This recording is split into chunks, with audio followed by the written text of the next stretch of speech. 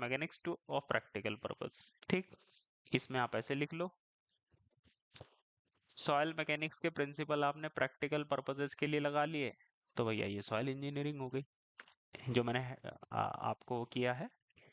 ठीक, इसमें क्या क्या चीजें आती हैं, इट इंक्लूड सॉइल मैकेनिक्स भी रहता है इसमें, जियोलॉजी, जियोलॉजी क्या होता है बच्चों?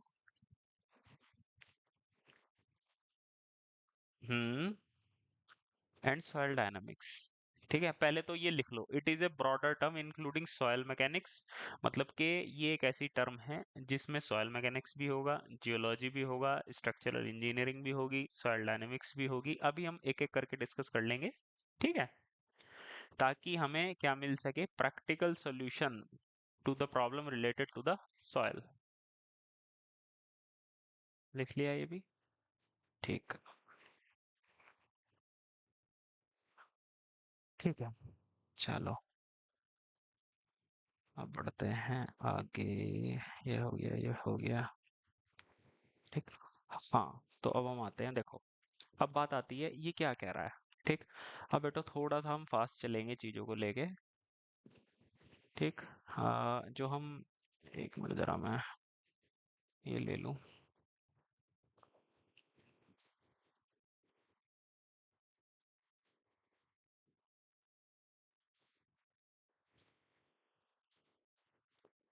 ठीक, तो बेटा इसमें क्या होता है, देखो अब हम क्या डिस्कस कर रहे थे इसमें, जैसे इसमें ये जो सॉइल इंजीनियरिंग है इसको डिस्कस कर रहे हैं। अब सॉइल इंजीनियरिंग में क्या क्या है, आपका सॉइल मैकेनिक्स जो आप पढ़ रहे हो, जियोलॉजी की बात आती है। जियोलॉजी क्या होता है बेटा, जियोलॉजी होता है जैसे पहाड़ है, ठीक है, अब कहीं पे जैसे पहाड़ हैं, ठीक, तो ये जो पहाड़ किस पत्थर से मिलकर बना है, जैसे लाइमस्टोन से मिलकर बना है, और किस तरीके के आपने पत्थर पड़े हैं, जैसे मार्बल का बना हुआ है, क्या ये इसमें नीस है, तो इस तरीके की चीजें जो पढ़ी जाती हैं वो पढ़ी जाती हैं जियोलॉजी में। ठीक है, और जैसे अभी और क्या चीजें हमने देखी हैं इसमें, इसमें ये देखो, जैसे ये है, आप ऐसे देख सकते हो, जैसे ये जो सिलक्यारा टनल ट्रेजेडी हुई थी, ठीक है, क्या हुआ था इसमें, जैसे ये आप इसके बारे में जानते हो कि जैसे ये टनल इस तरीके से खोद रहे थे वो लोग, ठीक है, ऐसे टनल खोद रहे थे, और यहाँ पर क्या था, एक शियर जोन था। शियर जोन समझते हैं, शियर जोन होता है जहां पर दो चट्टानें आपस में आकर मिलती है, तो यहाँ पर एक वीक पोर्शन पैदा हो जाता है। तो जैसे ही उन्होंने यहाँ पर ब्लास्ट किया या जो भी था कारण रहा होगा, तो ये शियर जोन क्योंकि सबसे कमजोर जहां पर दो चट्टानें आकर मिलती है, तो ये टूट गया, और यहाँ पर आपका क्या है, मलबा आकर गिर गया। तो इधर जो मजदूर थे यहाँ पर फंसे हुए थे, और ये टनल यहाँ से बंद थी। ठीक, तो बेसिकली बच्चों यही चीज है कि भाई जहां पर भी आप कंस्ट्रक्ट करना चाह रहे हो, चाहे आप पत्थर बनाना चाहे आप टनल बनाना चाह रहे हो, चाहे कुछ, के भाई यहाँ पर चट्टानें किस तरीके की हैं, पहली बात वो, दूसरी बात ये कि यहाँ पे कोई शियर जोन तो नहीं है, जो चट्टानें यहाँ पर रखी हुई हैं वो किस तरीके से रखी हुई हैं, उनकी लेयरिंग किस तरीके से है, तो ये सारी चीजें हम जियोलॉजी में पढ़ते हैं। इसके बाद आती है बात बेटा, ये क्या है, नेक्स्ट है हमारा स्ट्रक्चरल इंजीनियरिंग। स्ट्रक्चरल इंजीनियरिंग में आपने देख ही लिया, ठीक है, जैसे आप, मैंने अभी आपको बताया था रॉक मैकेनिक्स आप पढ़ते हो, सॉरी, जैसे अभी आपने क्या आजकल क्या डिजाइन चल रहा है, आजकल हम देख रहे हैं रिटेनिंग वॉल। अब ठीक है, रिटेनिंग वॉल में क्या देखते हो कि भाई इतना लोड आ रहा है, ठीक है, इस लोड के कारण इसमें कुछ शियर फोर्स डेवलप होगा, कुछ बेंडिंग मोमेंट डेवलप होगा, और इन दोनों के कारण जो आप रीइंफोर्समेंट प्रोवाइड करोगे, तो बेसिकली स्ट्रक्चरल डिजाइन भी इसमें आ जाता है। ठीक है, तो अब हम यहाँ तक समझ गए हैं। अब आती है बात डेफिनेशन ऑफ रॉक मैकेनिक्स। ठीक, अब ये रॉक मैकेनिक्स क्या चीज होती है, अब इसमें अगर आप जो मैकेनिक्स के प्रिंसिपल हैं अगर आप उसको चट्टानों पर लगा दो, तो डेफिनेशन ऑफ रॉक मैकेनिक्स हो जाएगा। ठीक है, तो इसमें डेफिनेशन में हम क्या लिखेंगे, देखो बच्चों, ये जो है मैं आपको अभी हम फटाफट मैं आपको एक्सप्लेन करता चलता हूँ, और ये चीजें आप फिर बाद में क्या करोगे, नोट कर लेना, ये रिकॉर्डेड वीडियो आपको यूट्यूब पर मिल जाएगी, या आप अभी के अभी लिखना चाहते हो बताओ, क्योंकि मुझे लिखाने में काफी टाइम मेरा वेस्ट हो जाता है, फिर हम कम टॉपिक कवर। हाँ,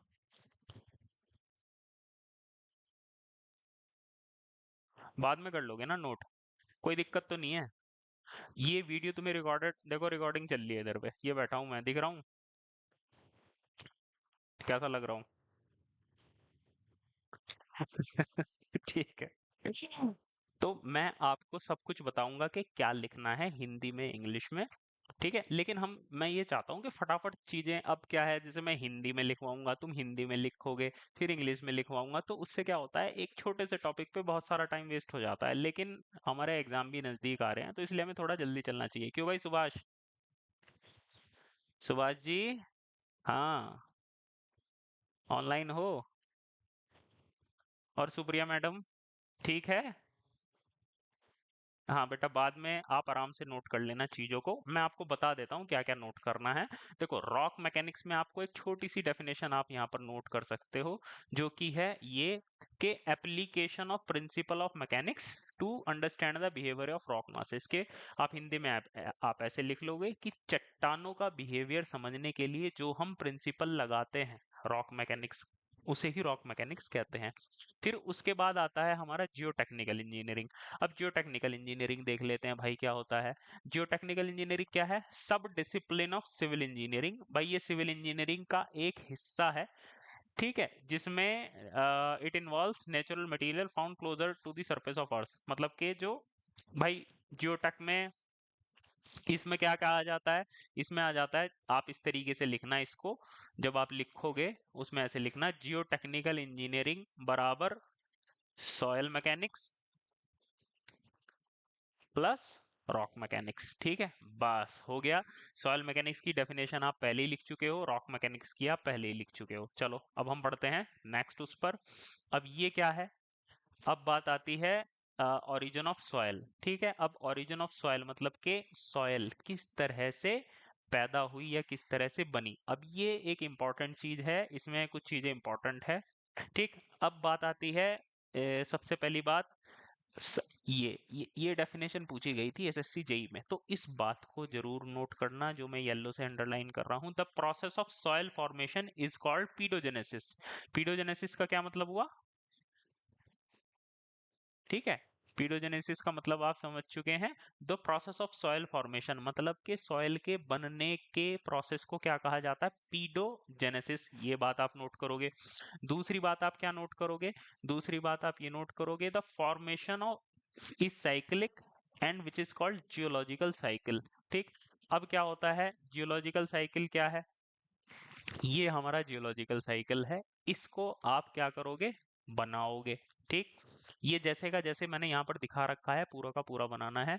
ठीक, दो चीजें हो गई, पीडोजेनेसिस की डेफिनेशन, जियोलॉजिकल साइकिल की डेफिनेशन। ठीक, अब इसमें क्या चीजें आती हैं? अब देखो, ये चीज आप उसमें पढ़ते हैं, बिल्डिंग मटेरियल एंड कंस्ट्रक्शन में क्या पढ़ते हैं, कि भैया इग्नियस रॉक होती है। इग्नियस रॉक को जब आप गर्म कर देते हो बहुत ही ज्यादा, ठीक, तो वो मेटामॉर्फिक रॉक में कन्वर्ट हो जाती है। और मेटामॉर्फिक रॉक के बाद वो किस में कन्वर्ट हो जाती है? Sedimentary rock.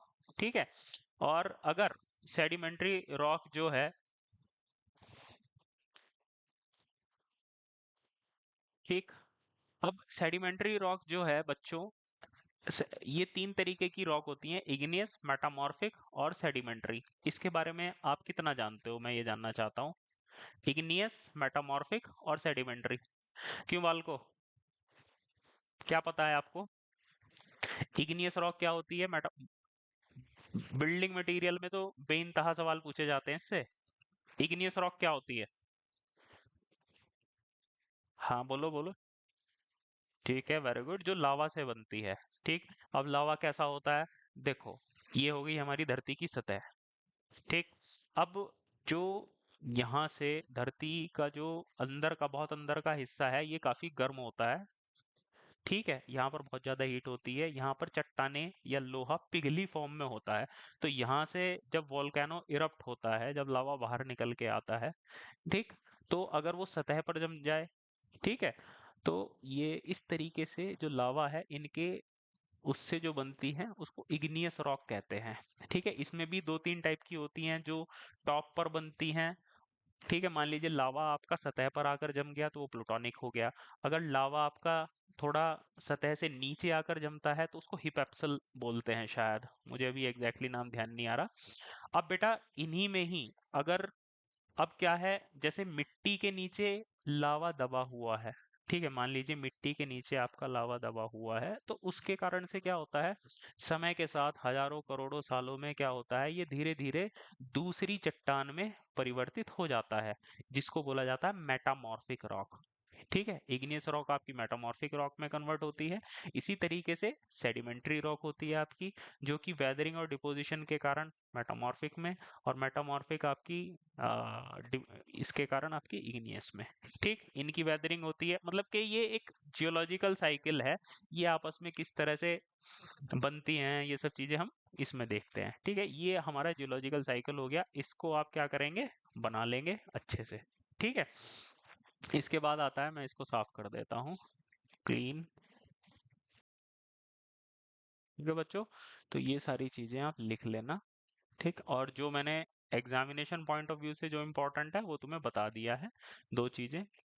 ठीक, अब आती है नेक्स्ट बात कि क्या क्या स्टेजेस होती हैं। देखो, पहली स्टेज होती है वेदरिंग, दूसरी होती है ट्रांसपोर्टेशन, तीसरा होता है डिपोजिशन ऑफ वेदर्ड मटेरियल, और चौथा होता है अपहीवल।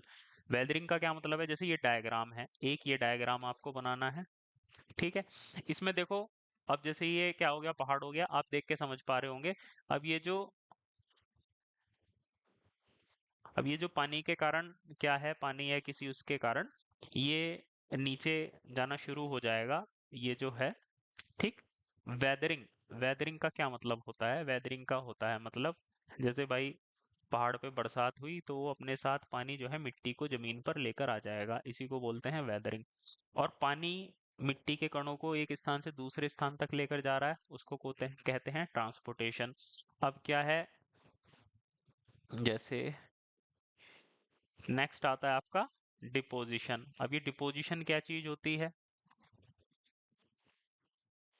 डिपोजिशन होता है आपका, जैसे आपकी गंगा नदी यहाँ से आई और उसने जाके ऋषिकेश में, हरिद्वार में मोटे मोटे पत्थर या बोल्डर्स लाकर खड़े कर दिए, तो उसको बोलते हैं हम डिपोजिशन। अब समय के साथ साथ यहाँ पर डिपॉजिट ज्यादा होता जाएगा, अब कभी अर्थक्वेक वगैरह आया, ठीक है, तो उस कारण से क्या होगा, ये फिर से डिस्टर्ब हो जाएगा, मतलब जो जितना भी यहाँ पर जमा हुआ था वो यहाँ से उखड़ जाएगा, तो उस चीज को बोलेंगे अपहीवल। अपहीवल का मतलब ये होता है एक तरीके से तबाही। ठीक है, तो सबसे पहले वेदरिंग होगी, मिट्टी के कण पहाड़ पे से उखड़ेंगे, दूसरा होगा ट्रांसपोर्टेशन, एक जगह से दूसरी जगह, तीसरा होगा डिपोजिशन, कहीं जाके वो टिकेंगे, और चौथा होगा अपहीवल। अपहीवल में क्या होता है कि जहां पर वो डिपॉजिट हुए थे वहां से फिर आगे की तरफ मूवमेंट स्टार्ट हो जाएगा। इसके बाद आता है आपकी वेदरिंग स्टेज। ठीक है, इनकी छोटी छोटी डेफिनेशन है। इसमें क्या है, रॉक डिसइंटीग्रेशन, मतलब कि पत्थर का डिसइंटीग्रेट होना या टूटना, जिसको क्या कहा जाता है, वेदरिंग कहा जाता है। One of the important geological process होती है। अब ये कैसी कैसी होती है, देखो इसमें आप ऐसे लिख लो, वेदरिंग स्टेज में आप इस तरह से लिखेंगे कि रॉक का डिसइंटीग्रेट होना या टूटना वेदरिंग कहलाता है। और यह दो प्रकार की होती है, कौन कौन सी, फिजिकल और केमिकल। अब देख लेते हैं फिजिकल का क्या मतलब होता है। फिजिकल वेदरिंग में क्या होता है कि rock disintegrates into small fragment due to various agencies like running water, heavy temperature, rainfall, expansion, ये वो फलाना ढिमकाना। क्या होता है कि भाई फिजिकल वेदरिंग, फिजिकल वेदरिंग में क्या है, पानी के कारण, हवा के कारण, टेम्परेचर प्रभाव के कारण, रेनफॉल के कारण, expansion due to freezing of water, इन सब के कारण जो वेदरिंग होती है उसको हम क्या बोल देते हैं, फिजिकल वेदरिंग। अब फिजिकल वेदरिंग में इन्होंने, चलो हम इतना तो समझ में आ गया, जैसे ये है पानी की बूंदें गिर रही हैं, तो भैया यहाँ से जो है उसने मिट्टी उठाई और वो लेकर नदी के थ्रू प्लेन में चली गई। लेकिन टेम्परेचर का क्या प्रभाव होता है, टेम्परेचर का प्रभाव भी हम देख लेते हैं। देखो टेम्परेचर में क्या केस रहता है, टेम्परेचर में कुछ इस तरीके का रहता है, जैसे जैसे ये हमारा पहाड़ हो गया, ठीक है, बारिश हुई, बारिश के कारण पानी इस पहाड़ के अंदर चला गया, मान लीजिए ये कोई पत्थर है, पत्थर के अंदर छोटी छोटी दरारें पड़ी हुई हैं, उसमें पानी चला गया। ठीक, अब क्या होता है, जैसे फ्रीजिंग टेम्परेचर, रात के समय जो है टेम्परेचर क्या हो जाता है, काफी कम हो जाता है, और मान लीजिए ये अगर 0 डिग्री सेल्सियस के आसपास पहुंच गया, तो पानी की एक खास बात होती है, पानी की क्या खास बात होती है कि जब टेम्परेचर कम होता है तो पानी का आयतन बढ़ जाता है। ठीक है, उसका आयतन 20 से लेके 30% तक बढ़ जाता है। ठीक है। अब पानी का आयतन बढ़ेगा तो ये जो जिन क्रैक्स में पानी भरा हुआ है यहाँ पर पानी फैलना चाहेगा, और जब वो फैलेगा तो ये चट्टान चटकेगी। आई बात समझ में? क्यों बच्चों, आर यू विद मी? आ रहा है समझ में? तो ये जो है फिजिकल वेदरिंग में देखो, रनिंग वाटर इजीली समझ सकते हैं, हैवी विंड हवा की वजह से भी समझ सकते हैं कि भाई पानी टकरा रहा है और पहाड़ से वो मिट्टी लेकर जा रहा है। टेम्परेचर चेंजेस मैंने आपको बता दिया, ठीक है, जो हमने अभी अभी यहाँ पर डिस्कस किया है। ठीक है, पानी जो चट्टानों की दरारों में घुस जाता है और फिर पानी के कारण, ठीक है, जैसे पानी जब ठंडा होगा तो जम जाएगा, जमने के कारण वो फैलेगा, और वो फैलेगा तो जो रॉक है वो क्या होगी, चटक जाएगी। ठीक, चलो द अब इसको, ठीक, अब ये जो है इसको हम क्या बोलेंगे, फिजिकल वेदरिंग बोलेंगे। ठीक, अब इसमें फिजिकल वेदरिंग में क्या है, एक दूसरी बात, ठीक है, सबसे पहले इसमें फिजिकल वेदरिंग में एक बात नोट करना, क्या नोट करोगे, सबसे पहली बात ये जो मैं हिंदी में बोल रहा हूँ, फिजिकल वेदरिंग में चट्टान छोटे छोटे कणों में टूट जाती है, जिसका कारण हो सकता है रनिंग वाटर, हैवी विंड और टेम्परेचर चेंज। रेनफॉल, बारिश भी हो सकती है, और expansion due to freezing of water, मतलब ब्रैकेट में लिख लेना, पानी के जमने के कारण पानी का आयतन बढ़ जाता है, और जिन दरारों में पानी भरा होता है वो दरारें, उनका आयतन बढ़ जाता है और चट्टान क्रैक हो जाती है। ठीक, नेक्स्ट है एग्जाम्पल, ये इंपॉर्टेंट है, फिजिकल वेदरिंग के कारण सैंड और ग्रेवल बनते हैं। अब देखो, एक चट्टान होती है जिसका नाम होता है सैंडस्टोन। सैंडस्टोन नाम सुना है बच्चों? यस और नो? ठीक है, सैंडस्टोन होता है आपका। अब जैसे सैंडस्टोन है, अब सैंडस्टोन से क्या होता है, अब अगर इससे इससे अगर सॉइल निकल कर टूट कर गिर रही है तो ये कैसी हो जाएगी आपकी, सैंडी सॉइल निकलेगी इसमें से। ठीक है, या बड़ा पत्थर निकल गया तो क्या बनेंगे, ग्रेवल बनेंगे। ठीक, तो दूसरा सबसे इंपॉर्टेंट पॉइंट जो आप नोट करोगे इसमें वो है ये, क्या, कि जनरली सैंड और ग्रेवल, ये चीज काफी पूछी जाती है एग्जाम्स में। ठीक है, क्योंकि वो समझते हैं फिजिकल वेदरिंग तो समझते ही होंगे। ठीक, दूसरा इंपॉर्टेंट पॉइंट क्या है इसमें जो आप नोट करोगे, mineral constituents remain same as that of parent rock. मतलब क्या हुआ इस चीज का, कि जिस तरह से आपकी पेरेंट रॉक बनी हुई है, जिन कणों से पेरेंट रॉक बनी हुई है उन्हीं कणों से आपकी सॉइल बनेगी।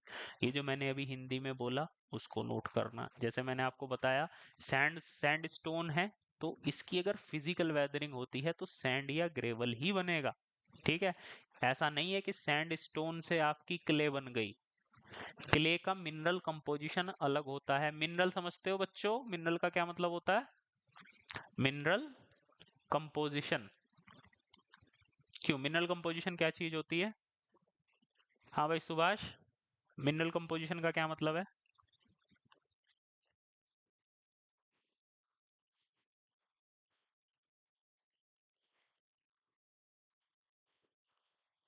शुभम,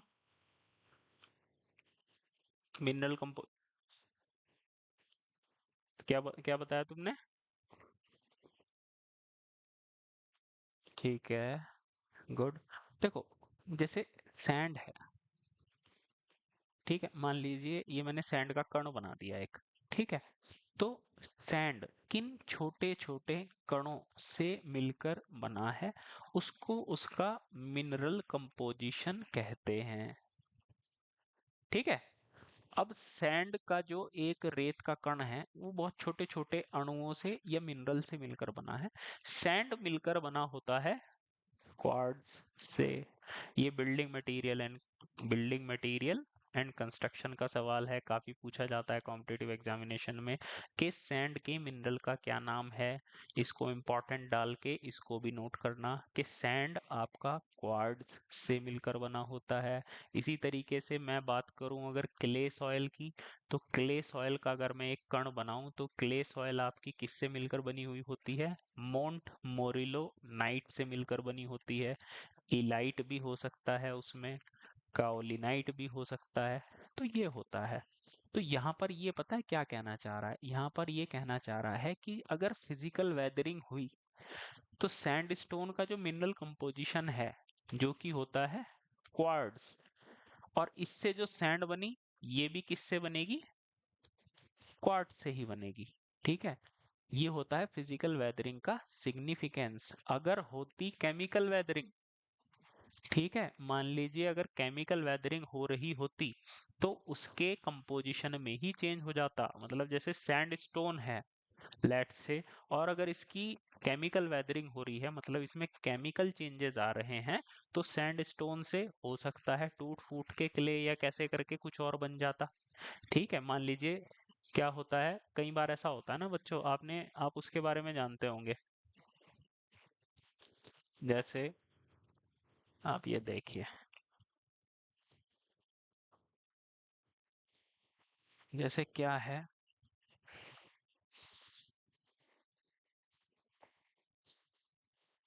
एसिड रेन होता है।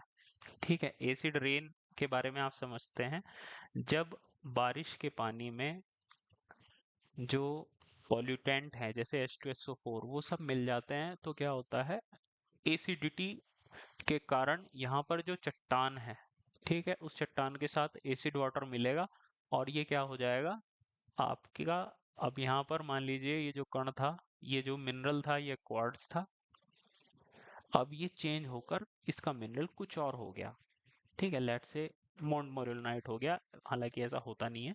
तो इसके जिन चीज से मिलकर बना था वही चेंज हो गया। ऐसा होता है आपका कौन सी वेदरिंग में, ऐसा होता है हमारा केमिकल वेदरिंग में। ठीक है, तो अल्टीमेटली फिजिकल वेदरिंग में आपको क्या क्या नोट करना है वो मैं आपको बता देता हूँ। ये देखो, ठीक, ये सब आपने नोट कर लिया होगा, मतलब वहां पे नोट कर लेना कि running water, heavy wind, temperature change, rainfall, freezing of water, human activities के कारण, ठीक है, किसी रॉक के टूटने फूटने से जो सॉइल बनती है उसको हम कहते हैं फिजिकल वेदरिंग। कौन कौन सी आती है, सैंड और ग्रेवल आती हैं। तीसरा point, mineral constituent remain same as that of parent rock, मतलब कि जिन कणों से पेरेंट रॉक बनी है उन्हीं से आपका मिनरल कंस्टिट्यूएंट बना है। ठीक, और इसी को ही आप फिजिकल वेदरिंग कहते हैं। अब हम आ जाते हैं कौन से पर, केमिकल वेदरिंग पे। अब केमिकल वेदरिंग देखो क्या होता है, केमिकल वेदरिंग है fragmented rock material obtain by physical weathering. ठीक, अब देखो इसमें आप क्या बात नोट करोगे, इसमें आप ये नोट करना जो केमिकल वेदरिंग किस कारण से होती है, oxidation, hydration, carbonation, leaching water and organic acid. जब जो आपकी चट्टान है, क्योंकि वो हवा में है, ठीक है, कैसे है वो, हवा में है, हवा इन द सेंस मतलब उस पे हवा का प्रभाव भी पड़ रहा है, पानी का प्रभाव भी पड़ रहा है। तो हवा में क्या होती है, ऑक्सीजन। अगर ऑक्सीजन के कारण उसका ऑक्सीडेशन हो रहा है तो बच्चों उसके कंपोजिशन में चेंज आएगा। ठीक है, आपने लाल मिट्टी के बारे में सुना है बच्चों, लाल मिट्टी। अब एक सवाल जनरली पूछा जाता है, जीके के क्वेश्चंस में भी आता है, कभी कभी इंजीनियरिंग में भी पूछ लिया जाता है, क्या कि लाल मिट्टी का रंग लाल क्यों होता है। हाँ बच्चों, किसकी वजह से, हाँ, देखो लोहा, जो लोहा होता है, ठीक है, जो स्टील होती है उसका रंग ग्रे कलर का होता है, लेकिन अगर आप उसको हवा में, ऑक्सीजन और पानी, अगर उसको दो चीजें मिल जाएं, हवा और पानी, तो इस पे क्या बन जाता है, जंग लग जाता है, Fe2O3। तो ये जो लाल मिट्टी है, इसमें जो लोह मिनरल होता है उसकी मात्रा ज्यादा होती है, आयरन ऑक्साइड की मात्रा ज्यादा होती है। ऐसा क्यों हुआ होगा, क्योंकि वो जिस चट्टान से बनी है उसकी केमिकल वेदरिंग हुई होगी, और उसमें आयरन की मात्रा क्योंकि ज्यादा होगी तो उसका ऑक्सीडेशन हुआ होगा। आई बात समझ में। तो इस तरीके से हमें हर चीज को समझना है। ऑक्सीडेशन क्या है, हाइड्रेशन, हाइड्रेशन क्या चीज होती है बच्चों, हाँ जी। ठीक है। देखो, हाइड्रेशन का क्या मतलब है। कहते हैं ना कि भाई, अब जैसे गर्मियों का मौसम स्टार्ट हो गया, कि भाई इसको तो लू लग गई। ठीक है, लू लगने का मतलब क्या होता है कि अचानक से गर्म हवा का प्रभाव शरीर पर पड़ जाना। लू लगने में क्या होता है, बॉडी डिहाइड्रेट हो जाती है। डिहाइड्रेट का क्या मतलब होता है कि पानी की मात्रा अचानक से कम हो गई। ठीक। तो हाइड्रेशन का क्या मतलब होता है, किसी चीज में पानी के मिला देने को हाइड्रेशन कहते हैं। जैसे हम पानी पी लें तो क्या हो जाएगा, हमारा हाइड्रेशन हो गया। अगर हम और क्या करें, पानी नहीं पीते हैं, क्या करते हैं, अगर हम सीमेंट में पानी मिला देते हैं, सीमेंट प्लस वाटर, इस प्रोसेस को क्या बोलते हैं, हाइड्रेशन बोलते हैं। ठीक है। लाइम में पानी मिला दो तो हाइड्रेशन है। ठीक, तो जैसे आपने, जैसे लाइम है, ये सभी मैं एग्जांपल आपको बता रहा हूँ। जैसे लाइम में, जो लाइम चूना जिसे बोलते हैं, लाइम में कभी पानी मिलते हुए देखा है आपने। ठीक है, जैसे झाग निकलते हैं बहुत तेज, जैसे मैं आपको बताऊं, लाइम प्लस वाटर,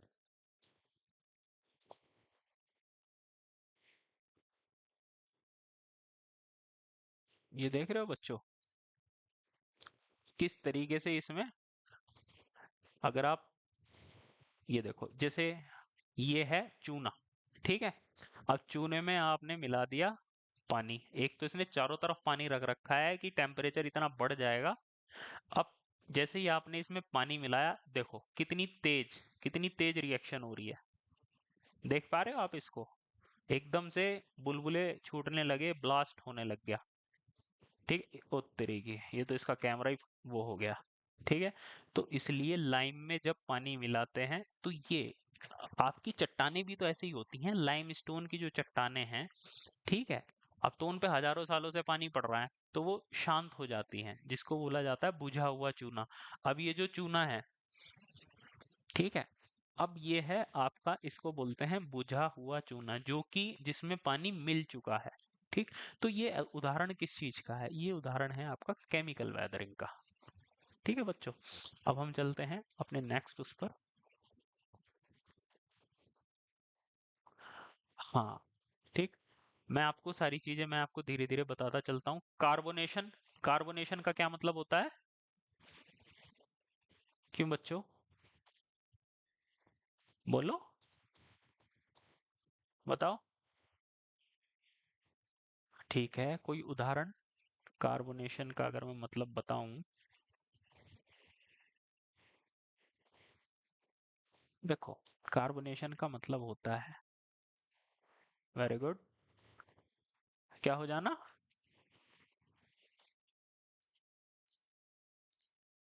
ठीक है, अब जैसे कार्बोनेशन है, कार्बोनेशन होता है हमारा, जैसे मैं कार्बोनेशन का उदाहरण कहाँ दूं, जैसे फॉर एग्जांपल कोई रॉक है, रॉक पर कार्बन डाइऑक्साइड का प्रभाव पड़ा, जैसे कैल्शियम है, कैल्शियम प्लस लेट से कार्बन, तो कैल्शियम कार्बोनेट बनता है एक तरीके से। ठीक है, तो कैल्शियम कार्बोनेट क्या होता है, जैसे आपने देखा होगा, हम कहते हैं ना कि भाई ये जो पानी है, ये हार्ड वाटर है। क्यों, क्योंकि उसमें कैल्शियम कार्बोनेट की मात्रा ज्यादा होती है, और कहते हैं कि भाई हार्ड पानी या कैल्शियम कार्बोनेट वाला पानी नहीं पीना चाहिए। क्यों, क्योंकि उससे क्या हो जाता है, पथरी वगैरह की समस्या हो जाती है। ठीक है, तो कार्बोनेशन भी एक तरीके से आपका केमिकल वेदरिंग में आता है। लीचिंग वाटर, लीचिंग वाटर क्या होता है, ये इरिगेशन में पढ़ाया जाता है, लीचिंग वाटर।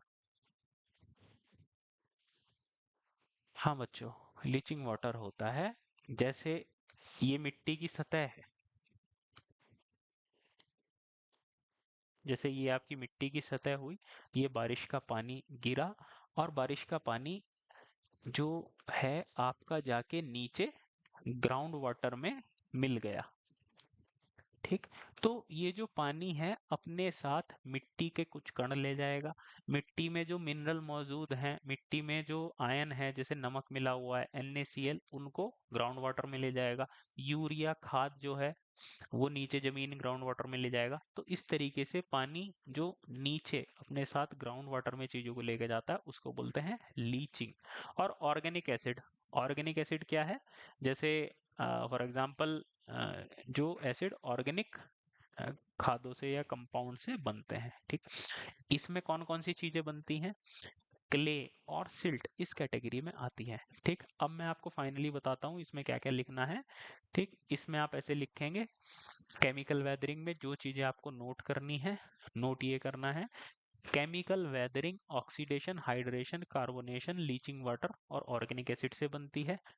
और सबसे इंपॉर्टेंट करके इसमें लिखेंगे क्लेज और सिल्ट इस कैटेगरी में आती है। ठीक। इसके बाद आती है हमारी ट्रांसपोर्टेशन एंड डिपोजिशन। ठीक। अब बेसिकली ट्रांसपोर्टेशन मतलब कि जो हमारी सॉयल है वो कैसे ट्रांसपोर्ट हो रही है। अब जैसे ये सॉयल है, आप यहाँ सर यहाँ पे देख सकते हो, जैसे ये हो गया हमारा पहाड़, दिस इज अ पहाड़। अब क्या है, बारिश हुई, बारिश अपने साथ सैंड, सिल्ट, क्ले को नीचे ले गया। ठीक। तो ऐसे डिपॉजिट को क्या बोलते हैं? Alluvial deposit. ठीक। अब एलुवियल डिपॉजिट का क्या मतलब है? सबसे पहले आप ये लिखोगे, ट्रांसपोर्टेशन एंड डिपोजिशन आप हेडिंग डालोगे। उसके बाद में ट्रांसपोर्टिंग एजेंसी के मतलब कि जिस के कारण ट्रांसपोर्टेशन हो रहा है उसके आधार पर सॉइल को निम्न प्रकार से डिफाइन किया गया है। सबसे पहला आप लिखोगे वाटर ट्रांसपोर्टेड सॉइल, मतलब पानी के द्वारा जो सॉइल ट्रांसपोर्ट होती है उसको बोलते हैं वाटर ट्रांसपोर्टेड सॉइल। और ये तीन टाइप की होती है। पहला होता है एलुवियल, पूरी बीटेक निकल जाती है बच्चों की लेकिन ये पता नहीं होता कि एलुवियल का क्या मतलब होता है। दूसरा लेकस्ट्राइन डिपॉजिट, तीसरा है मरीन डिपॉजिट। एलुवियल डिपॉजिट क्या होता है कि अगर कहीं पर सैंड और सिल्ट और क्ले की तीनों की लेयर मौजूद है तो वहां पर उस डिपॉजिट को क्या कहते हैं? एलुवियल डिपॉजिट कहते हैं। जैसे आपने देखा होगा, जैसे ऊपर से पानी आया, ठीक है, पहाड़ों से पानी आया, तो वो अपने साथ बड़े बड़े पत्थर भी लाएगा, रेत के कण भी लाएगा, सिल्ट के कण भी लाएगा, क्ले के कण भी लाएगा। तो जहां पर जाके ये मिट्टी डिपॉजिट होगी उसको हम एलुवियल डिपॉजिट कहेंगे। ठीक।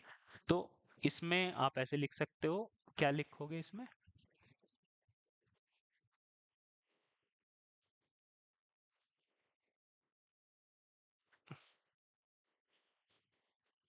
इसमें आप ऐसे लिखो, एलुवियल डिपॉजिट में alternate layer of sand, silt और क्ले। इसमें आप ऐसे लिखेंगे कि जब पहाड़ों पर बारिश होती है तो जब वो नीचे अपने साथ मिट्टी के कणों में सैंड, सिल्ट और क्ले को लाकर डिपॉजिट करता है तो ऐसे डिपॉजिट को एलुवियल डिपॉजिट कहते हैं। ठीक। आपने ये डायग्राम भी यहाँ पर इन्होंने बना रखा है, इस डायग्राम को भी आप देख सकते हैं। इस डायग्राम को आप बनाओगे। ठीक है। ये डायग्राम जो है, इस डायग्राम को आप बनाओगे। ये आपका पहाड़ हो गया, यहाँ से ये सब, ये स्टिल वाटर है, स्टिल वाटर मतलब पानी यहाँ पर रुका हुआ है। और यहाँ पर आप ये सारी चीजें जो आपका जमता चला गया, सैंड, सिल्ट और क्ले। ठीक है बच्चों। अब उदाहरण के लिए क्या क्या दिया हुआ है इन्होंने? ठीक। एलुवियल कोन्स उदाहरण है, नेचुरल लेवीज एंड डेल्टा। ये क्या मतलब हुआ? अब ये डेल्टा, जैसे एलुवियल कोन हो गए, नेचुरल लेवीज और डेल्टा। डेल्टा समझते हो बेटा क्या होता है? देखो, डेल्टा क्या चीज है पहले तो इसे देख लो। ये क्या, ये डायग्राम देख रहे हो, ये क्या है? देखो, जहां पर गंगा नदी किससे मिलती है जाकर? समुद्र से। तो वहां पर डेल्टा बनता है। ठीक है। ये सवाल जीके में बहुत पूछा जाता है कि डेल्टा कहाँ पर बनते हैं। जहां पर कोई भी नदी समुद्र से जाकर मिलेगी वहां पर डेल्टा बनेगा। ठीक है। अब क्या है, जैसे ये नदी आपकी जा रही है, ठीक है, और सामने है आपका समुद्र। ठीक। तो ये एक ट्रायंगल टाइप की फॉर्मेशन बन गई, इसी को कहते हैं डेल्टा। जैसे सिविल में पढ़ते नहीं होगे डेल्टा एच अपॉन एल, यही तो होता है डेल्टा। क्योंकि इसका आकार डेल्टा की शेप का है, इसलिए इसको डेल्टा बोलते हैं। आ रहा है समझ में? ठीक है। अब ऐसा होता क्यों है? अब ऐसा होता इसलिए है क्योंकि देखो, जैसे ये नदी है, ठीक, ये नदी जा रही है, फिर यहाँ पर आ गया समुद्र, ठीक, तो नदी के पास जितना भी डिपॉजिट था वो आके इस किनारे पर जमना शुरू हो जाता है। यहाँ पर भी तो यही हो रहा है। जब ये समुद्र से मिल रही है तो मान लीजिए समुद्र का थोड़ा सा जो साइज है वो बड़ा हो गया, या आकार जो उसका लेवल है थोड़ा सा बड़ा है, तो ठीक है, ऐसे फैलेगी ना नदी जाके। भाई ये देखो, जैसे मान लीजिए ये नदी आ रही है, ठीक है, और ये हो गया फिर हमारा समुद्र, सी। तो जब नदी आकर यहाँ पर मिलेगी, ठीक, तो यहाँ पर पानी तो बहुत मौजूद है। अब यहाँ पर क्या होगा, नदी आकर फैल जाएगी, जिस कारण से क्या होगा यहाँ पर, और जब भी नदी फैलती है उसका एरिया बढ़ता है तो उसकी स्पीड हो जाएगी कम, और स्पीड हो गई कम तो उसमें जो पार्टिकल हैं वो होंगे सेटल, और जैसे ही वो सेटल होंगे तो उनका आकार डेल्टा की शेप का हो जाएगा। क्यों हो जाएगा? यहाँ पर स्पीड है ज्यादा और यहाँ पर स्पीड है कम, ठीक, तो जहां पर स्पीड ज्यादा है वहां पे कम डिपॉजिट, और जहां पर स्पीड कम है वहां पर ज्यादा डिपॉजिट, तो इसका आकार कैसा हो जाता है, ट्रायंगल की शेप का हो जाता है, और इसी को बोलते हैं डेल्टा। ठीक है, बहुत ज्यादा इसमें हमने पीएचडी कर ली। अब इसके बाद हम चलते हैं आगे।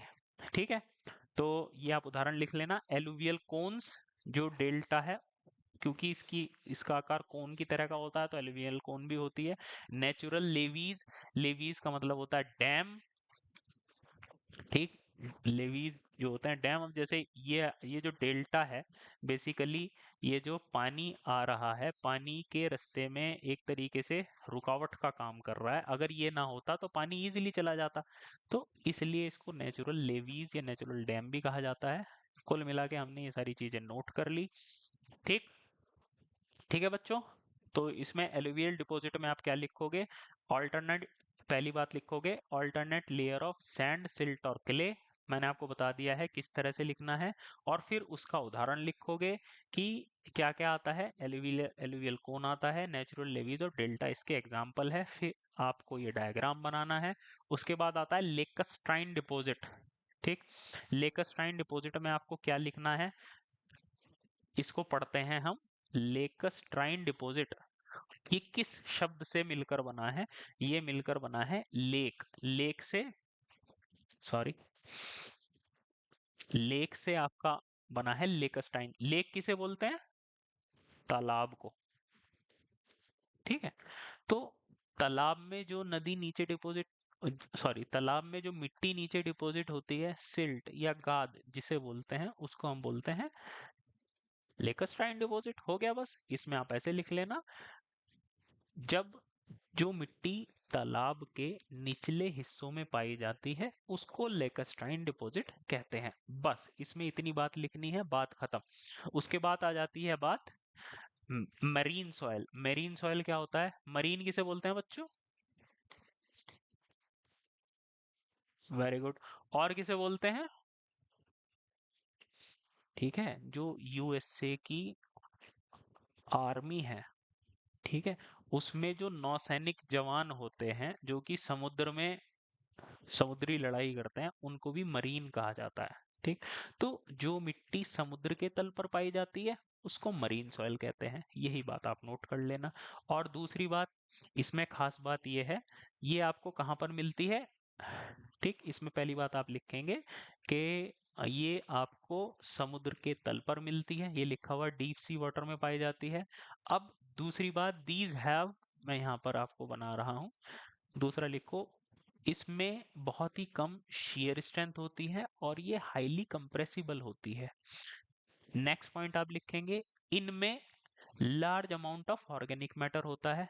Marine clays are soft and highly plastic. अब ये इतना सब मैंने आपको बताया, इसका कारण क्या है, ठीक है, इसका कारण आप देखो, ठीक है, ये बातें आप नोट करोगे। अब देखो, हर चीज आप इंजीनियरिंग पढ़ रहे हो तो हर चीज का कारण है, याद रखने की जरूरत नहीं है। अगर आप हर चीज याद रखोगे फिर तो हो गया काम। ठीक है, इसमें देखो, इसमें ऐसे होता है। अब जैसे ये हो गया समुद्र का तल, और ये हो गया आपका समुद्र का टॉप। ठीक, अब यहाँ पर क्या है, जैसे मछलियां भी तैर रही हैं। ठीक, और और भी समुद्री जानवर हैं। ठीक, तो जब इनकी डेथ होती है तो ये नीचे जाकर सेटल होंगे। ठीक, और यहीं पर ये क्या हो जाएंगे, डिकम्पोज हो जाएंगे। डिकम्पोज का मतलब इनका शरीर जिन पदार्थ से मिलकर बना है वो सब टूट जाएगा, बिखर जाएगा। ठीक, और जब भी कोई organic matter including human being, इंसान, जानवर, पेड़ पौधे, पत्ते, जब बोलते हैं ना मिट्टी का शरीर मिट्टी में मिल जाता है, तो इस कारण से जो नीचे ऑर्गेनिक कंटेंट है सॉइल का, वो बढ़ जाता है।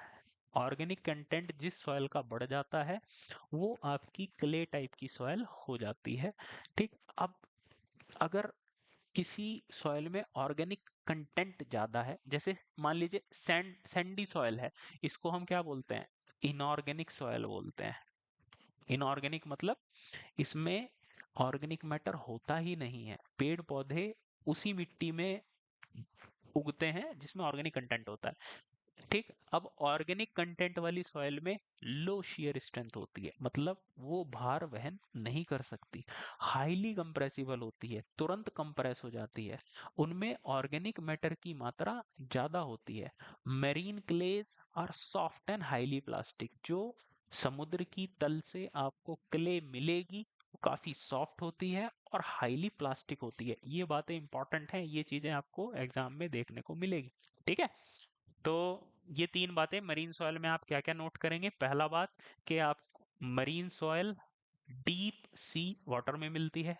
दूसरी बात, क्योंकि इसमें जो जानवर होते हैं, समुद्री जानवर, पेड़ पौधे, उनका डेड मटेरियल मिला हुआ होता है, इसलिए उसमें ऑर्गेनिक मैटर की मात्रा ज्यादा होती है। दूसरी बात, क्योंकि ऑर्गेनिक मैटर की मात्रा ज्यादा है इसलिए सॉइल की शीयर स्ट्रेंथ बहुत कम होती है। तीसरी बात, क्योंकि शीयर स्ट्रेंथ कम है इस वजह से सॉइल हाईली कंप्रेसिबल है।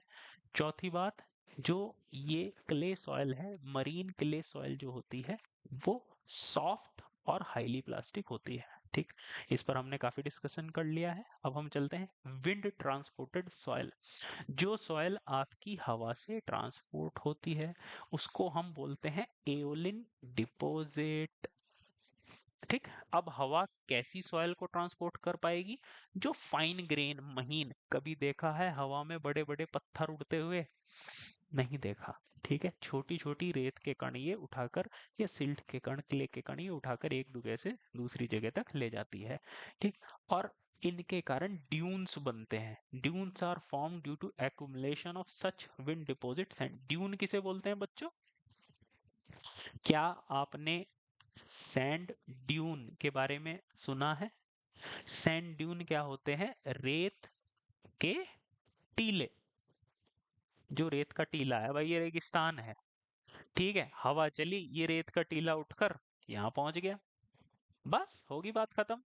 ठीक है, तो विंड ट्रांसपोर्टेड सॉइल में क्या क्या लिखोगे, सबसे पहली बात कि हवा के कारण जो फाइन ग्रेन सॉइल एक स्थान से दूसरे स्थान तक उड़कर चली जाती है उसको हम विंड ट्रांसपोर्टेड सॉइल कहते हैं। दूसरी सबसे इंपॉर्टेंट बात, अभी मैं क्वेश्चंस कराऊंगा उसमें आपको देखने को मिलेगा कि जो विंड के कारण हवा ट्रांसपोर्ट हुई उसको हम क्या बोलते हैं, एओलिन डिपॉजिट। देखो नाम में ही आप देख सकते हो क्या लिखा है, एओलिन। एओलिन और एयर, ये किस वर्ड से बना है, एयर, ऐसे आप याद भी रख सकते हो, हवा। ठीक है बच्चे, एओलिन आपका एयर से बना है। तीसरी बात, रेगिस्तान में जो रेत के टीले हवा के चलने के कारण बनते हैं उनको सैंड ड्यून कहा जाता है। ये तीसरी बात आप इसमें नोट करोगे। अब अगला आता है आपका लेस। ये जो सॉइल है, लॉस लेस जो भी बोलो, लेस सॉइल है, ये क्या है, ये is a silt deposit made by wind. ठीक है, हवा के कारण अगर सैंड का डिपॉजिट बनता है तो उसको ड्यून बोलते हैं, हवा के कारण अगर सिल्ट का डिपॉजिट बनता है तो उसको लेस कहते हैं। ठीक है, अब सिल्ट की क्या प्रॉपर्टी होती है? जो सिल्टी सॉइल होती है उसमें, एक मिनट, पहले तो मैं यहाँ से हटाऊं। नेक्स्ट पॉइंट आप ये नोट करोगे, ये जो डिपॉजिट है लेस, डेंसिटी कम रहेगी, ऐसे करके लिखना पहला पॉइंट। जो सिल्ट, सिल्ट के बारे में आप क्या जानते हो? लो डेंसिटी होती है। स्लाइट सीमेंटेशन, स्लाइट सीमेंटेशन का मतलब क्या होता है? क्यों बच्चों? एक्सक्यूज मी, मैंने आपको कल जब हम सॉइल पढ़ रहे थे उसमें क्या बताया था? क्ले सॉइल में क्या होता है? कोहेजन। कोहेजन की वैल्यू क्या होती है? लगभग 20 से 30 किलो न्यूटन पर मीटर स्क्वायर। इसका मतलब क्या है? क्ले सॉइल के कारण आपस में जो, उनमें जो चिपकन है उसकी वैल्यू होती है 20 से 30 किलो न्यूटन पर मीटर स्क्वायर। ठीक है, इसी को बोलते हैं सीमेंटेशन। यही जो इसने कह रखा है। ठीक, क्ले सॉइल में सीमेंटेशन या आपस में चिपकन या आपस में कोहेजन सबसे ज्यादा होता है, उससे कम सिल्ट में, और सैंड में तो होता ही नहीं है। ठीक, स्लाइट सीमेंटेशन मतलब थोड़ा सीमेंटेशन होता है। हाई कंप्रेसिबिलिटी, सबसे ज्यादा कंप्रेसिबल क्ले, उससे कम compressible silt. And poor bearing capacity when wet, जब इसमें पानी होता है तो इसमें पुअर बियरिंग कैपेसिटी होती है। ठीक, तो क्या क्या बातें आई समझ में? सबसे पहला पॉइंट आप ये लिखेंगे, soil deposit made by wind. दूसरा, low density, slight cementation, high compressibility, poor bearing capacity when wet. ठीक, अब बात आती है कि भाई सीमेंटिंग किस कारण से? मान लीजिए थोड़ा बहुत भी है, क्योंकि इसमें ऑर्गेनिक मैटर प्रेजेंट है, इस वजह से सीमेंटिंग होती है। जैसे सैंडी सॉइल है, उसमें ऑर्गेनिक मैटर नहीं होता, उसमें सीमेंटेशन या कोहेजन नहीं होता। क्ले सॉइल में सीमेंटेशन होता है, क्यों? क्योंकि उसमें ऑर्गेनिक मैटर प्रेजेंट है। ठीक, अब दूसरी बात है, सिल्ट की जो प्रॉपर्टी है वही आ जाएगी। ठीक, बस इतना काफी ठीक है। इसके बाद हम चलते हैं ग्लेशियल डिपॉजिट। नेक्स्ट देखो आप, ग्लेशियल डिपॉजिट, अगली हेडिंग डालेंगे ग्लेशियल डिपॉजिट। इसमें क्या होता है? देखो, अब हमने थोड़ी देर पहले पढ़ा था कौन सी ट्रेजेडी के बारे में? सिलकेरा ट्रेजेडी। अब हम पढ़ते हैं थोड़ा सा जोशीमठ ट्रेजेडी के बारे में। जोशीमठ ट्रेजेडी क्या हो रहा है? लोगों बागों का घर जो है सिंक होता चला जा रहा है, लोगों की जो नींव है वो सिंक हो रही है, ताकि उनके घर पे दरार पड़ रही है। अब जैसे क्या है, कोई भी पहाड़ी क्षेत्र में अगर गांव बसाया जाता है, या कहीं पर अगर गांव बसा है, या कहीं पर अगर जैसे नया टिहरी है, अगर आप देखो न्यू टिहरी कहाँ पर बसा हुआ है? ये पहाड़ के इस वाले हिस्से पर न्यू टिहरी बसा हुआ है। ठीक है, ऐसा क्यों? क्योंकि ये जो पहाड़ है, पहाड़ की जो सतह है, जो बेस है, वो किससे मिलकर बनी है? चट्टान से या रॉक से बनी है। ठीक है, लेकिन जोशीमठ में ऐसा नहीं है। जोशीमठ में क्या है, जो लोगों के घर हैं, घर तो यहीं पर बने हुए हैं एक तरफ, और यहाँ से नदी जा रही है। ठीक है, अलकनंदा जा रही है शायद, क्यों बच्चों? यही तो जा रही है ना?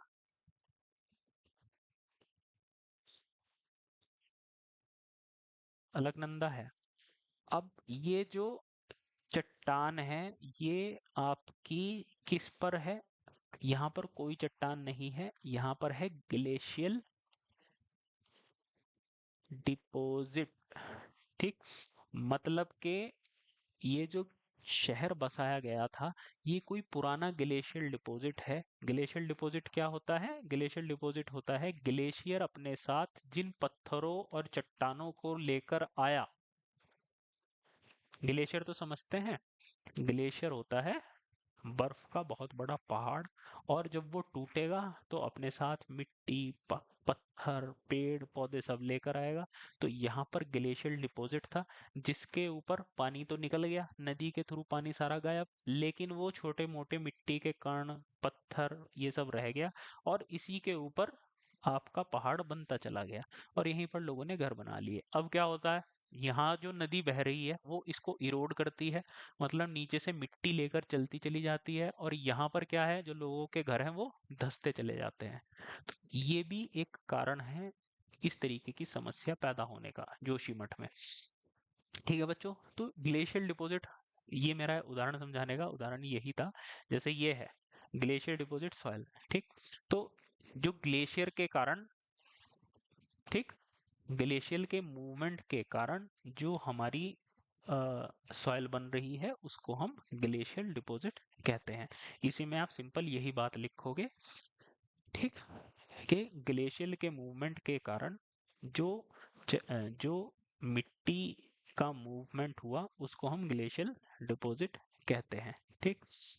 अब इसके लिए हम उस तरीके की मिट्टी को बोलते हैं ड्रिफ्ट। ठीक है, इसको लिख लेना, ड्रिफ्ट क्या है, ये आपका ग्लेशियल डिपॉजिट है, उदाहरण ड्रिफ्ट। ठीक। अब इसके बाद अगला पॉइंट, ये भी एक अच्छा इंपॉर्टेंट पॉइंट है, ये आपको लिखना रहेगा। Particles found in glacial deposits are generally angular in contrast to the more rounded particle associated with waterborne deposit। मतलब क्या है, जैसे आपने देखा होगा नदी, गंगा नदी है, गंगा नदी के किनारे जाओ, आप कोई भी पत्थर उठा के देख लो, उसकी शेप कैसी होगी, गोलाकार होगी। ऐसा तो नहीं है कि बिल्कुल ऐसा नुकीला पत्थर होगा, नहीं। गोलाकार क्यों है, क्योंकि भाई वो कहाँ से आ रहा है, पहाड़ पे से आ रहा है, लुढ़कता लुढ़कता, और फिर पानी अपने साथ लेकर जाता है। तो जितना भी नुकीलापन था वो नदी ने उसका खत्म कर दिया, ठीक है। लेकिन क्योंकि ग्लेशियर में ऐसा नहीं होता, ग्लेशियर तो थोड़ा बहुत ही तो चलेगा, और चलेगा भी तो लैंडस्लाइड टाइप का होगा। ठीक।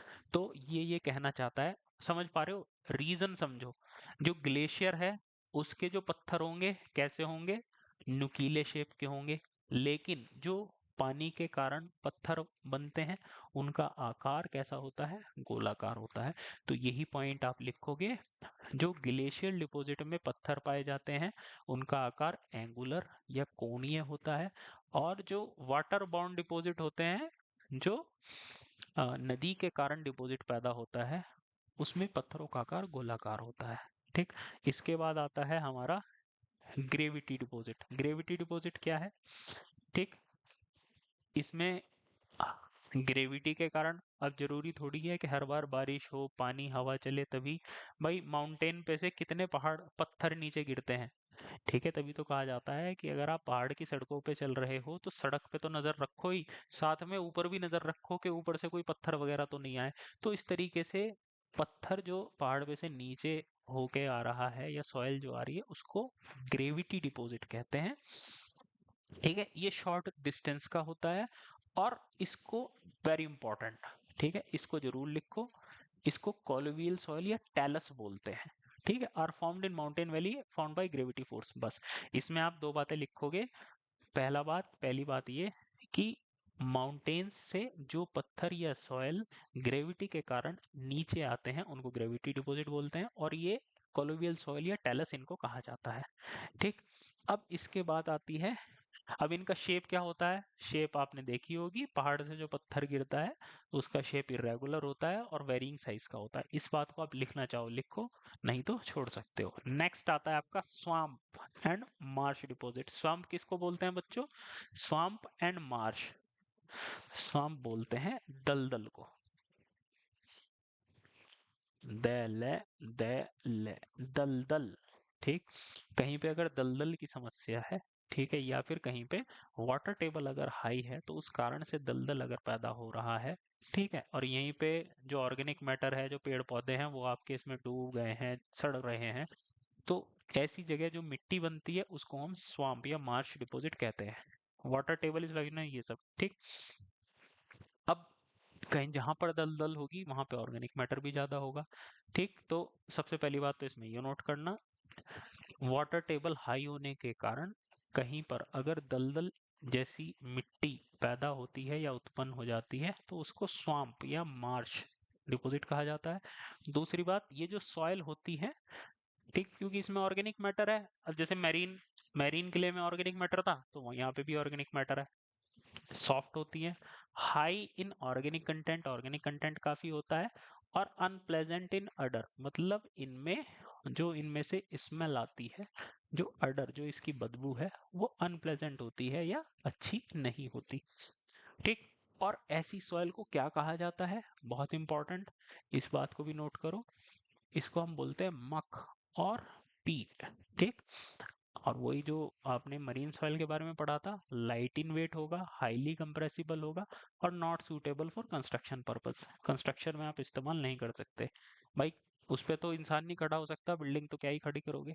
ठीक। अब बात आती है सॉइल डिपॉजिट इन इंडिया। ठीक है, मैंने ये सारी बातें आपको बता दी, क्या क्या नोट करनी है। आप देख लो भारत में कितनी प्रकार के सॉइल डिपॉजिट होते हैं। 5 मेजर सॉइल ग्रुप होते हैं। पहला होता है आपका एलुवियल डिपॉजिट, बता दिया। Alluvial black cotton soil.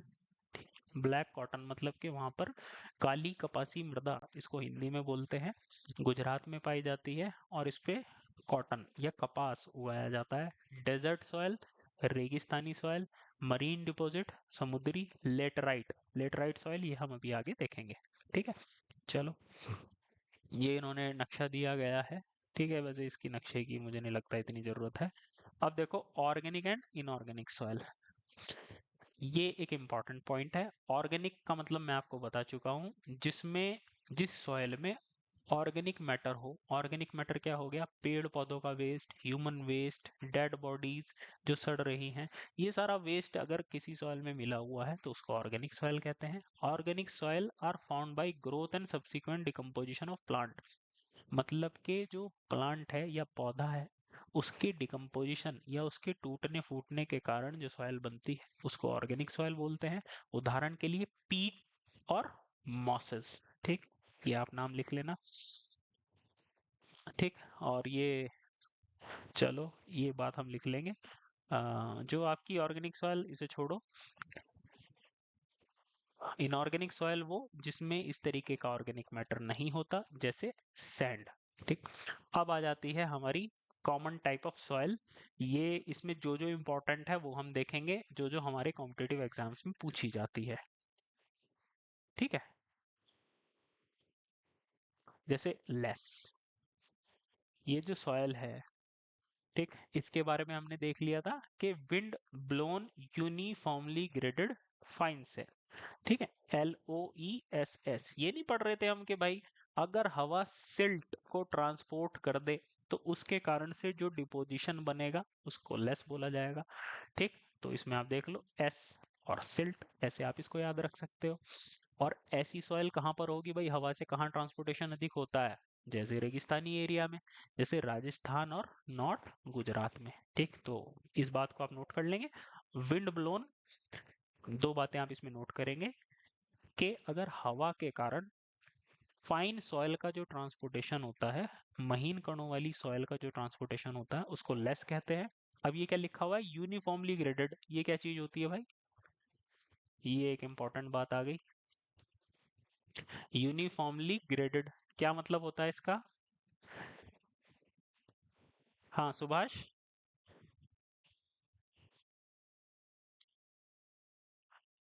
ठीक है, ये हमने जो है तीसरे चैप्टर में पढ़ा था, यूनिफॉर्मली ग्रेडेड। यूनिफॉर्म का मतलब क्या होता है? यूनिफॉर्म को अगर आप डिक्शनरी में देखोगे, यूनिफॉर्म का मतलब है समान आकार। ठीक, जैसे कहते हैं ना कि बच्चे स्कूल में जब जाते हैं,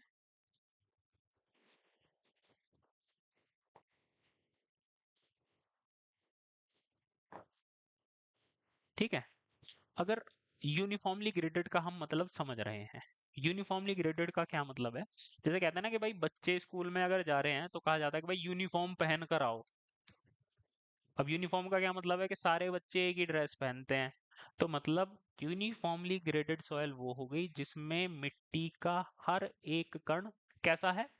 यूनिफॉर्म है, मतलब उसका आकार कैसा है? सेम है। ठीक, तो जो लेस सॉइल जिसके बारे में हम पढ़ रहे हैं, कि अगर यूनिफॉर्मली ग्रेडेड फाइन सॉइल है, मतलब जैसे सिल्ट, लेकिन उसका हर एक कण समान, लगभग समान आकार का है, तो उसको यूनिफॉर्मली ग्रेडेड सैंड बोला जाता है। ठीक, से जैसे सिल्ट हो गई। और कहाँ पर पाई जाती है? राजस्थान और नॉर्थ गुजरात में। अब इसके बाद आती है कलीश, इसे रहने दो, ये काम की नहीं है। आप अब हम देख लेते हैं लोम, ये इंपॉर्टेंट है, इसमें आप लिख ले लो। लोम में क्या है? ये क्या है? मिक्सचर ऑफ सैंड, सिल्ट और क्ले। ठीक है, और थोड़ा बहुत ऑर्गेनिक मैटर। बस इसमें ये लिख लेना कि इस सॉइल में सैंड, सिल्ट, क्ले और ऑर्गेनिक मैटर होते हैं। इसके बाद आता है क्यूमुलोज, ये इंपॉर्टेंट नहीं है। नेक्स्ट है गंबो, ये पूछा जा सकता है। ये होती है आपकी हाईली स्टिकी, चिपचिपी, जैसे क्ले सॉइल होती है, मैंने आपको बताया था क्ले सॉइल अगर आपने अपने हाथ पर चिपका ली पानी के कारण तो उसको, ठीक है, वो अप उंगली से उतारने में ही 1 घंटा लग जाता है, इतनी चिपचिपी होती है। तो देखो, हाईली स्टिकी है, मतलब क्ले टाइप की सॉइल है, प्लास्टिक है, और डार्क कलर, इसका कलर कैसा होता है, डार्क। जो ऑर्गेनिक सॉइल है, क्ले सॉइल है, ये थोड़ी बहुत सिल्ट भी, उनका कलर हमेशा डार्क होता है। गंबो को आप लिखेंगे, फिर मार्ल, इसको भी लिखो। Fine grain calcium carbonated soil of Morley. Morley क्या होता है बच्चों, ये लिखा हुआ है मार्ल। जहां तक मुझे याद आ रहा है, एक मछली की प्रजाति होती है, उसको भी मार्ल ही बोलते हैं, जो कि समुद्र में पाई जाती है। अब क्या होता है, अब जैसे समुद्र हो गया, ठीक है, अब जैसे ये फॉर एग्जांपल ये कोई मछली है, ठीक है, जब ये डिकम्पोज होगी, इसके शरीर में जैसे हड्डियां वगैरह होंगी, हमारे शरीर में जो हड्डियां होती हैं, वो, उनका जो एक घटक होता है कैल्शियम कार्बोनेट होता है, कैल्शियम कार्बोनेट से मिलकर बनी हुई होती है हमारी हड्डियां, ठीक। तो जब ये नीचे जो मिट्टी है उसमें जाकर मिलेगी, तो इस मिट्टी का जो कंटेंट है, कैल्शियम कार्बोनेट का जो कंटेंट है, वो बढ़ जाएगा, ठीक। तो मार्ल, पहली बात कैसे याद रखोगे कि ये मछली का नाम है जो कि समुद्र में पाई जाती है। फाइन ग्रेन, ठीक है, अब क्योंकि ये ऑर्गेनिक मैटर के डिकम्पोजिशन से बन रही है, ठीक, तो ये कैसी होगी, fine grain calcium carbonated soil of marine origin, ठीक। इसमें आप ऐसे लिख लेना, ये महीन कणों से मिलकर बनी होती है। दूसरी बात, कैल्शियम कार्बोनेट की मात्रा अधिक होती है, और ये समुद्र में पाई जाती है, ठीक है। देखो ये लिखा हुआ है इसमें आगे, दीज आर फॉर्म्ड, ये बनती हैं डिकम्पोजिशन ऑफ सेल मास, मतलब जो सेल मास है, मतलब शरीर का जो जो सेल है उनके डिकम्पोजिशन से, और बोन्स मतलब हड्डियों से, एक्वेटिक लाइफ, जो समुद्री जल जीवन है, उसका जब डिकम्पोजिशन होता है, जब वो मरती है, तो उसके सड़ने गलने से बनती है। अगला आता है ह्यूमस, ये भी इंपॉर्टेंट है, ठीक। जो खाद होती है बच्चों, वही ह्यूमस होती है, ठीक। अब खाद कैसे बनाई जाती है, अगर आपकी सॉइल है, अगर आप उसमें सड़े गले पत्ते और ऑर्गेनिक वेस्ट, अपशिष्ट पदार्थ अगर आप मिला दो, तो उसको हम खाद बोल देते हैं।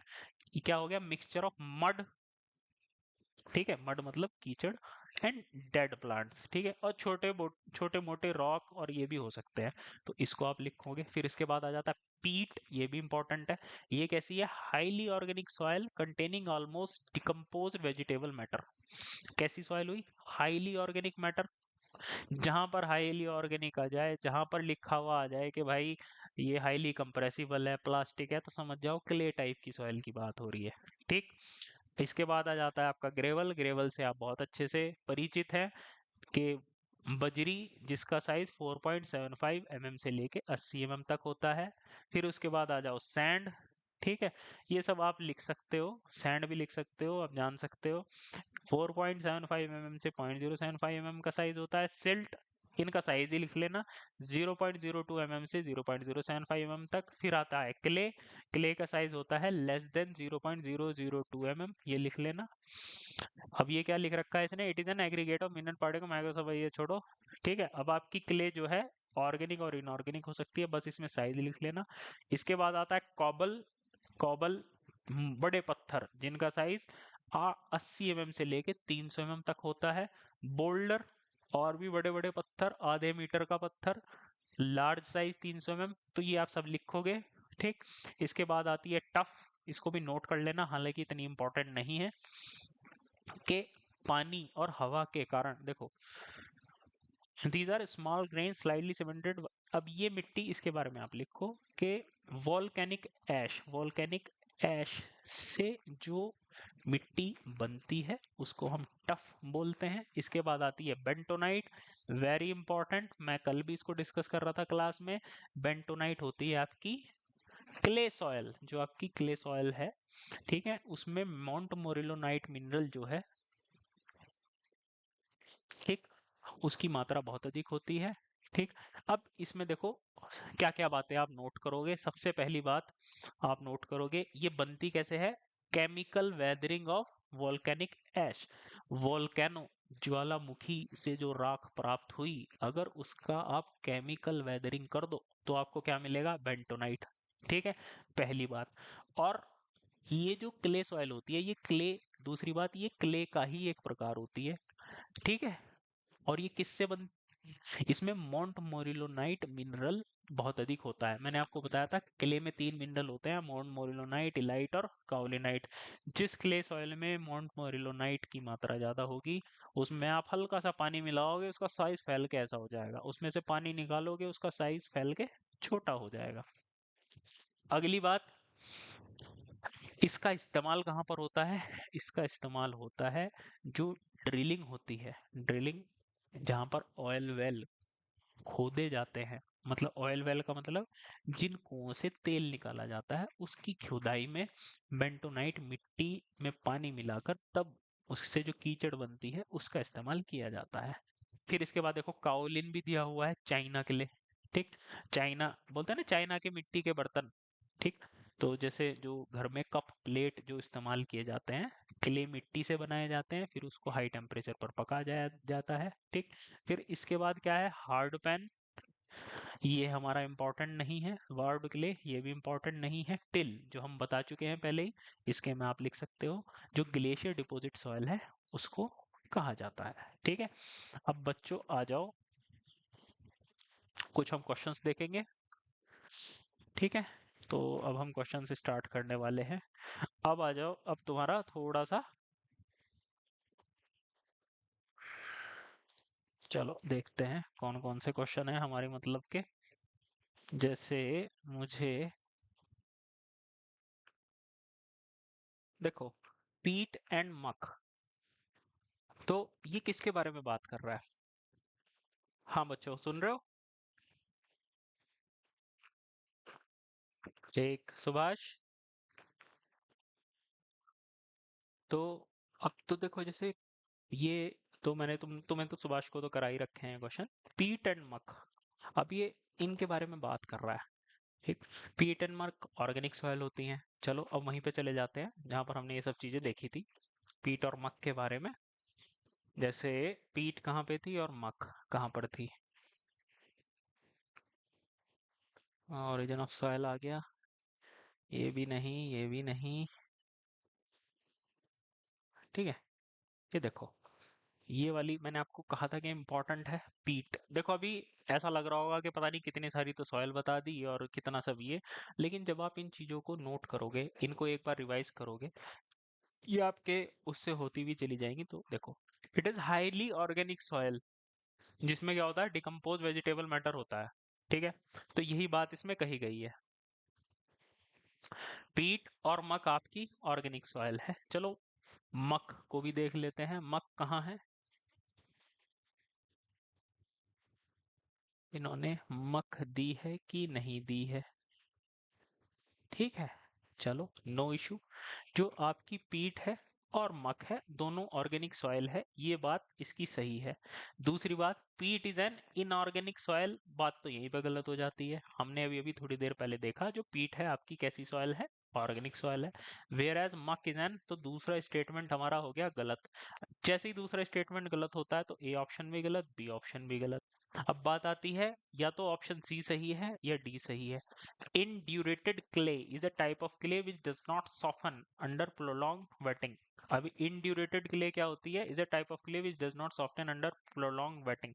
अब हमको ये तीसरे का मतलब हमको पता नहीं है, लेकिन हमें ये जरूर पता है कि पहला पॉइंट हमारा सही है। ठीक है, तो ये हमारा ऑप्शन हो जाएगा डी, मतलब पहला और तीसरा, दूसरा सही है। ठीक है, तो 1.41 का हम आंसर देख लेते हैं क्या है। जो हमारा 1.41 है,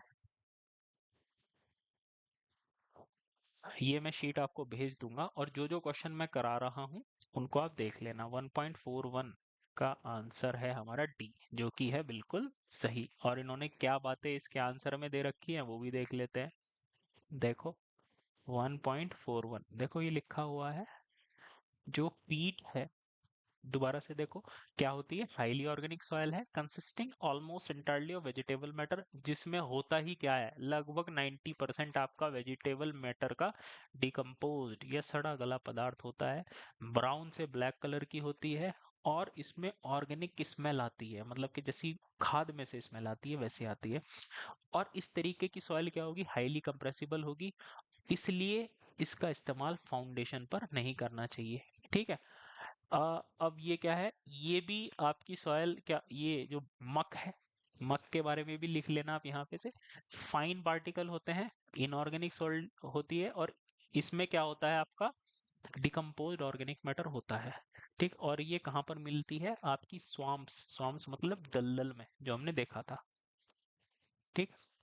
और इंड्यूरेटेड क्ले भी इसने लिख रखा है, is a soil that had been harden by extreme climate. ठीक है, अब जो भी है इंड्यूरेटेड क्ले इतना इंपॉर्टेंट नहीं है। ठीक, तो हम 1.41 तक पहुंच गए थे। अब हम 1.41 से आगे चलते हैं, और कोई क्वेश्चन है तो उसको देखते हैं। 4039, देखो जैसे ये क्वेश्चन है 1.22, इसको देखो बच्चों,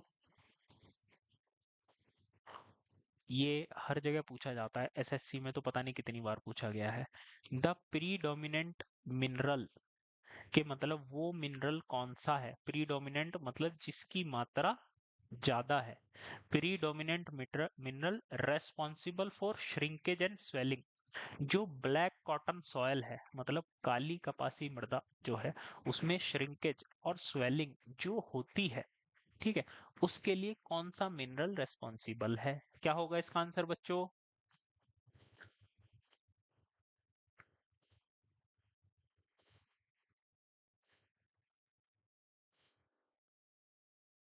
हाँ बच्चों, क्या होगा इसका आंसर। हाँ, माइका। ठीक, वेरी गुड। देखो बेटा, जो आपकी, मैंने आपको बताया, अभी थोड़ी देर पहले हम डिस्कस कर रहे थे, जो ब्लैक कॉटन सॉयल है, काली कपासी मृदा, उसमें खास बात क्या होती है कि वो तुरंत फैल जाती है। ठीक है, काली कपासी मृदा जो होती है उसमें अगर आप पानी डालोगे तो उसका आयतन बढ़ जाता है। ठीक है। तो मोंट मोरिलोनाइट, हालांकि ये तीसरे चैप्टर का क्वेश्चन है, लेकिन डिस्कस हुआ था इसलिए मैंने डिस्कस कर लिया था। ठीक है। तो जो आपकी ब्लैक कॉटन सॉइल है, ये एक क्ले सॉइल होती है, और क्योंकि इसमें मोंट मोरिलोनाइट मिनरल की मात्रा ज्यादा होती है, इस वजह से। ठीक है, तो ये हो जाएगा हमारा आंसर डी। चलो ठीक है, वेरी गुड। इसके बाद हम अगले क्वेश्चन पर आते हैं। ये हो गया, collapsible soil is associated with, इसका क्या आंसर था। ये जो है कोलैप्सिबल सॉइल है, छोड़ो रहना दो, कंफ्यूज करता है क्वेश्चन। देखो ये सभी सॉइल हमने पढ़ी हुई है। लिस्ट वन में है लेस सॉइल, पीट, एलुवियल और मार्ल। ठीक। अब इसमें से आपको मैच करना है। देखो क्या क्या ऑप्शन होने चाहिए, ए, बी, सी, डी।